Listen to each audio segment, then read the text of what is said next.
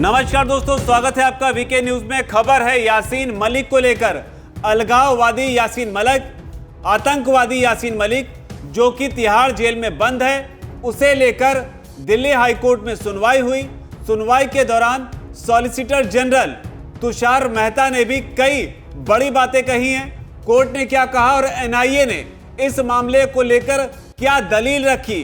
मामला क्या? मामला ये कि क्या यासीन मलिक को फांसी के फंदे पर लटका देना चाहिए और नहीं तो क्यों नहीं। इन तमाम बातों को लेकर क्या है बड़ी अपडेट, बताते हैं। दरअसल दिल्ली हाई कोर्ट ने अलगाववादी नेता यासीन मलिक को नोटिस जारी कर दिया है। आतंकी संगठन जेकेएलएफ के नेता यासीन मलिक को यह नोटिस एनआईए की ओर से टेरर फंडिंग के मामले में फांसी की सजा दिए जाने की मांग के बाद जारी किया गया है। आपको बता दें कि इस मामले की सुनवाई जस्टिस सिद्धार्थ मृदुल और जस्टिस तलवंत सिंह की बेंच की ओर से की जा रही थी, जिसके बाद ये नोटिस जारी किया गया है। नोटिस तिहाड़ जेल के सुपरिटेंडेंट को भेज दिया गया है। उनके जरिए ये नोटिस जो है वो यासीन मलिक तक भेजा जाएगा। इस मामले को लेकर अगली सुनवाई कब होगी वो बताएंगे, लेकिन इस सुनवाई में क्या हुआ सबसे पहले वो जानिए। एनआईए की ओर से एसजी तुषार मेहता जो है वो तर्क दे रहे थे। उन्होंने तर्क देते हुए कहा, देश के एक हिस्से को अलग करने की सोच अपने आप में एक जघन्यतम मामला है। इसके अलावा तुषार मेहता ने हाईकोर्ट में दलील दी कि कोई भी आतंकी यहां आएगा, आतंकी वारदातों को अंजाम देगा और कोर्ट कह देगा कि उसने आप दोष स्वीकार कर लिया है, हम उसे आजीवन कैद देंगे, फांसी की सजा नहीं देंगे।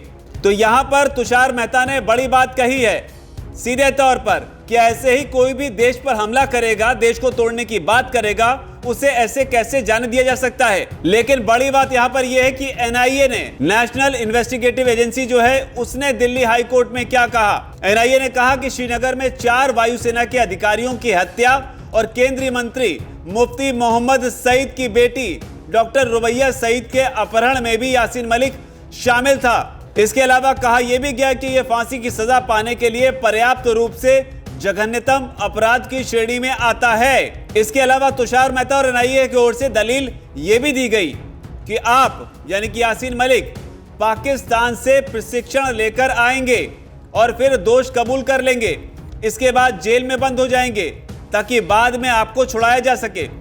इस दौरान उन्होंने रुबैया सईद के अपहरण के बाद छोड़े गए 4 आतंकियों के 26/11 हमलों की साजिश रचने का भी जिक्र किया। तो कुल मिलाकर एनआईए और एनआईए की ओर से बोल रहे तुषार मेहता ने बड़ी बातें कही है, लेकिन कोर्ट ने इन सब चीजों को सुनने के बाद भी किस तरीके से रिएक्ट किया वो भी बताते हैं आपको। एनआईए की तमाम दलीलों को सुनने के बाद में दिल्ली हाईकोर्ट ने पूछा कि ट्रायल कोर्ट के किस ऑर्डर में हत्याओं और अपहरण के आरोप तय किए गए हैं। हाईकोर्ट ने कहा कि हम चार्जशीट की बात नहीं कर रहे हैं, हम कोर्ट ऑर्डर में आरोपों की बात कर रहे हैं। हाईकोर्ट ने मामले में एनआईए को इससे जुड़े और दस्तावेज पेश करने के लिए कहा है। इस मामले की अगली सुनवाई जो है वो अब होगी 9 अगस्त को। हालांकि यासीन मलिक को इस सिलसिले में एक नोटिस जारी कर दिया गया है, लेकिन आपको ये भी ध्यान रखना चाहिए कि ये वही देश है जहां पर कसाब खुलेआम गोलियां चलाता हुआ देखा गया, कैमरे में कैद हुआ कि किस तरीके से सैकड़ों जिंदगियों को तबाह करने के पीछे वो किस तरह का गुनहगार था। उसके सबूत तमाम लोगों ने लाइव चैनल पर देखे, बावजूद इसके कसाब को कितने दिनों में उसको उसके अंजाम तक पहुंचाया गया वो भी दुनिया ने देखा। लेकिन अब यासीन मलिक का क्या होगा? क्या यासीन मलिक को फांसी होगी? और अब इस केस में आगे किस तरीके की डेवलपमेंट होती है, 9 अगस्त का इंतजार होगा। जो भी अपडेट आएगा आपको इससे जुड़ा हुआ हर अपडेट हम आपके लिए लेकर आते रहेंगे। फिलहाल धन्यवाद। वीके न्यूज, राष्ट्र के नाम।